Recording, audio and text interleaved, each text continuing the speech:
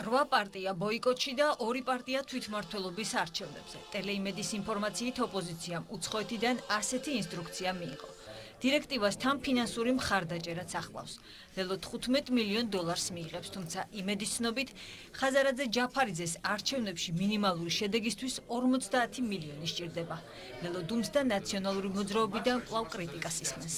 პოლიტიკური პროცესის ნორმალიზაცია და ხელისუფლების ლეგიტიმაციის ცდელობა ნამდვილად იქნება უდიდესი დანაშაული. მე დიდი იმედი მაქვს, რომ ამ გადაწყვეტილებას ეს ადამიანები არ მიიღებენ. თვითმმართველობის არჩევნებში მონაწილე კიდევ ერთი ოპოზიციური პარტია გახარიას გუნდია. ჩვენზე არ მოქმედებს სხვა პარტიების ბულინგი, მით უმეტეს არ მოქმედებს რადიკალური სცენარის მომხრე პარტიების მხრიდან ის მოწოდებები, რასაც ჩვენი მისამართით აკეთებენ. ჩვენ გავდივართ თვითმმართველობის არჩევნებში, ვიყენებთ ამ მშვიდობიანი ინსტრუმენტს იმისთვის, რომ შევცვალოთ რეალობა ჩვენს ქვეყანაში. პარლამენტის თავმჯდომარე დარწმუნებულია, რომ უცხოეთიდან მიღებული დაფინანსება არჩევნების ბედს ვერ გადაწყვეტს.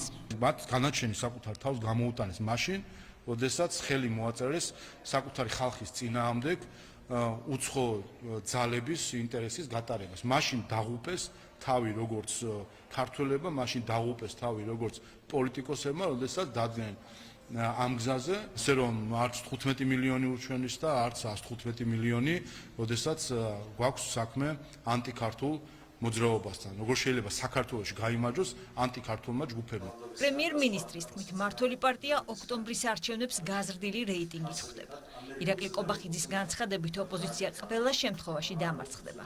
არჩევნებში მიიღებს მონაწილეობას თუ ბოიკოტს გამოაცხადებს. რადიკალური ოპოზიცია არის რადიკალურად დასუსტებული და სწორედ ეს არის განხეთქილების მიზეზი პოლიტიკურ პარტიებს შორის თვითონ არ იციან რა ქნა. ვერც აქციებს აწყობენ. ეს არის ძალიან კარგი იმისათვის, რომ საბოლოოდ გაიწმინდოს ჩვენი დემოკრატიული სისტემა.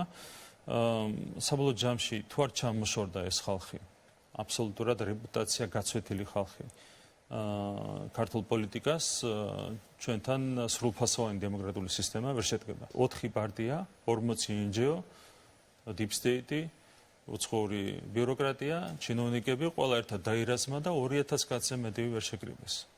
რუსთაველის გამზირზე ნული თანახმობა. ამიტომ გინდა ციხეში იყვნენ, გინდა ციხის გარეთ, არც ერთი ფორმით ამ ადამიანებს არ აქვთ არავითარი წარმატების შანსი.